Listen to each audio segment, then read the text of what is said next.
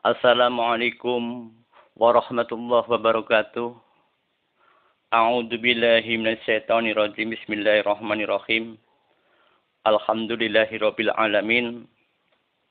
Para pecinta penggemar Jamani yang selalu hadir istiqomah di channel Jamani yang senantiasa saya hormati dan saya muliakan dan saya banggakan. Mudah-mudahan dengan hadirnya di channel Jamani mendapatkan kehidupan di dalam kehidupan yang berbahagia dan selalu sejahtera di dalam keluarganya dan senantiasa mendapatkan cahaya ilmu kelembutannya dari Allah Subhanahu wa taala yang menyinari sebagaimana hati dan jiwanya. Amin Allahumma amin. Para pemirsa Jamani yang dirahmati Allah Ta'ala. Sebagaimana di dalam kehidupan manusia, itu saling hormat menghormati, saling harga menghargai antar sesama. Sebagaimana yang diperintahkan, yang diterangkan dari Imam Tobroni, dari hadis yang diriwayatkan oleh Abdullah ibnu Umar radhiyallahu anhu yang mengatakan sebagaimana berikut. Allah Subhanahu wa taala menetapkan 3 hormat. Hal-hal yang wajib dihormati dan tidak boleh sebagaimana dilanggar. Barang siapa yang menjaga baik-baik 3 kehormatan itu, Allah Ta'ala akan menjaga urusan agamanya dan urusan dunianya. Dan barang siapa tidak merendahkannya, Allah Ta'ala tidak akan merendahkan sesuatu baginya. Kemudian para sahabat bertanya,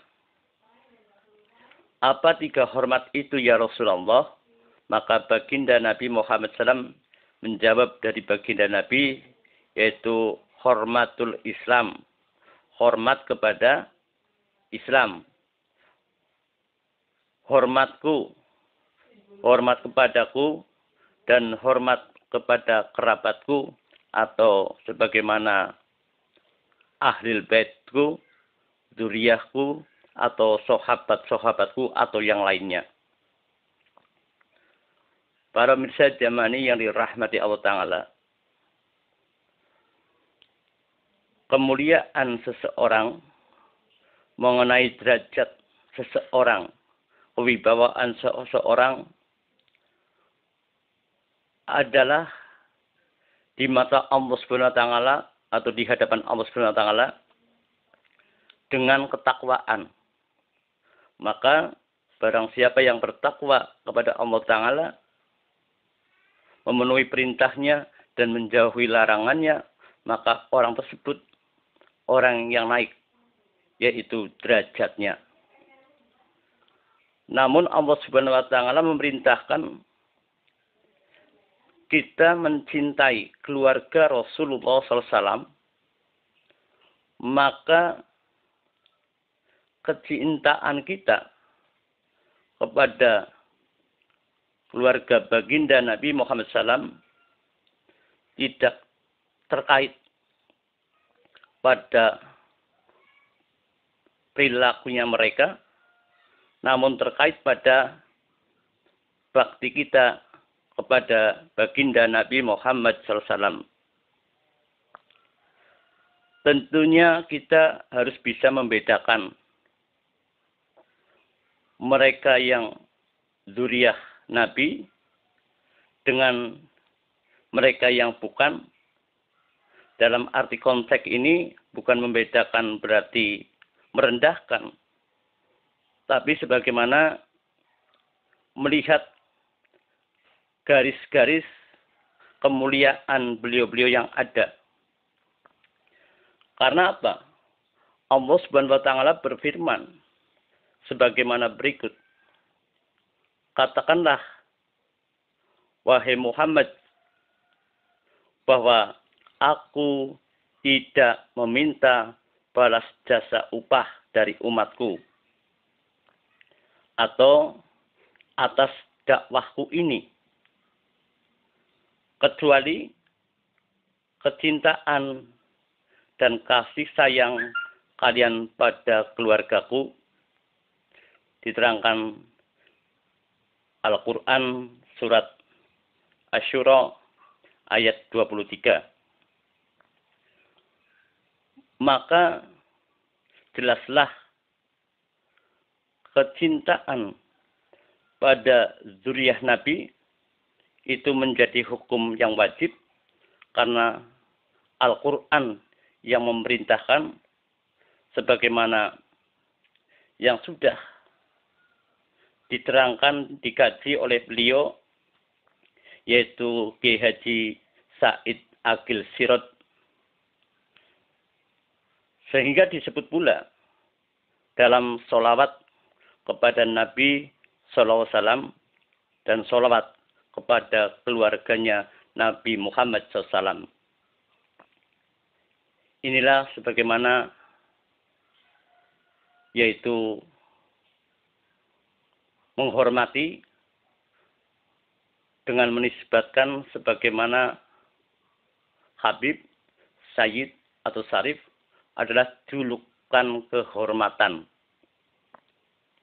Adapun istilah masyayikh, masyayikh itu artinya adalah guru. Tidak semua bangsa Arab itu disebut masyayikh,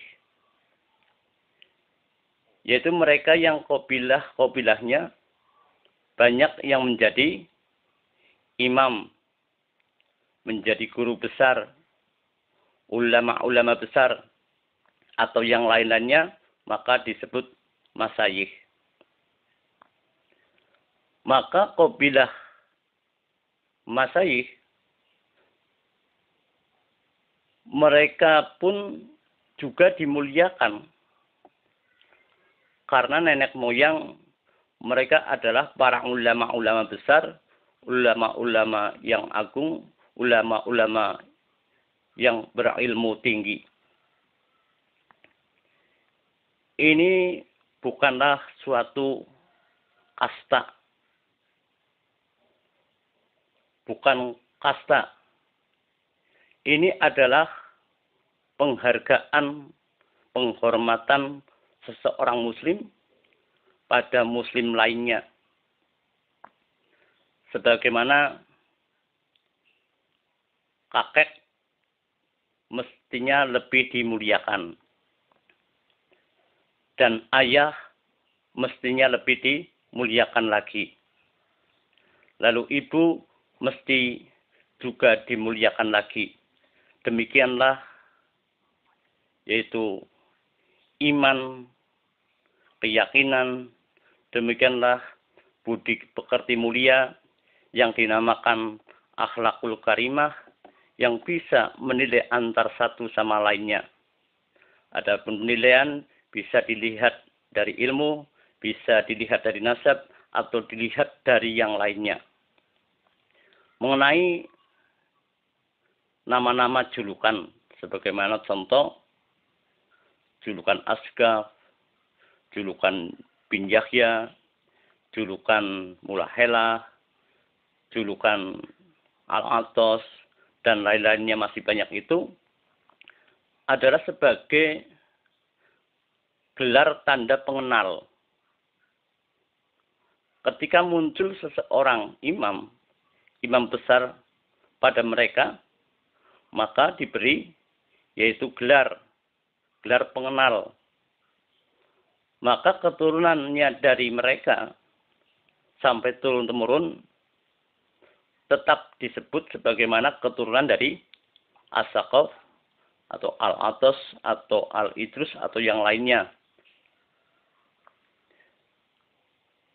Maksudnya gelar tersebut adalah mengabdikan mengabdikan kemuliaan para pejuang-pejuang syariah Islam dan ulama-ulama yang mengajarkan kemuliaan Al-Quranul Karim, hadis, dan ilmu-ilmu syariah lainnya. Para pemirsa jamani yang dirahmati Allah Ta'ala, dalam arti yang namanya julukan, bukan di kalangan Duriyah saja, Duriyah baginda Nabi Muhammad SAW saja, tapi julukan dari yang lainnya. Contoh sebagaimana seseorang mempunyai keistimewaan. Contohnya Kiai Haji Abdurrahman Syafi'i. Kemudian beliau adalah orang yang masyhur dan mempunyai anak beliau, contohnya Abdullah. Maka setelah meninggalnya beliau, untuk mengenang kemasyhuran beliau, maka namanya ditambahin belakangnya, yaitu yaitu Abdullah Syafi'i. Inilah sebagaimana contoh.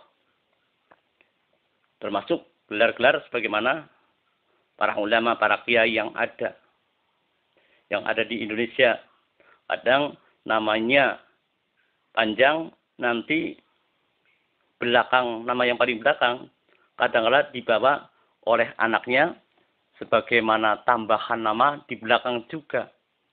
Itu menunjukkan sebagaimana mengenang sejarah beliau dari ayahnya atau dari mbahnya, supaya untuk keturunannya ke depan makin hati-hati dan bisa meniru sebagaimana suri toladan datuk-datuknya yang ada dengan kemuliaan datuknya yang ada. Mudah-mudahan dengan keterangan ini menjadikan kemaslahatan, keberkatan fitini wa dunya wal akhirah. Akhirul kalam wabillahi taufiq wal hidayah. Wassalamualaikum warahmatullahi wabarakatuh.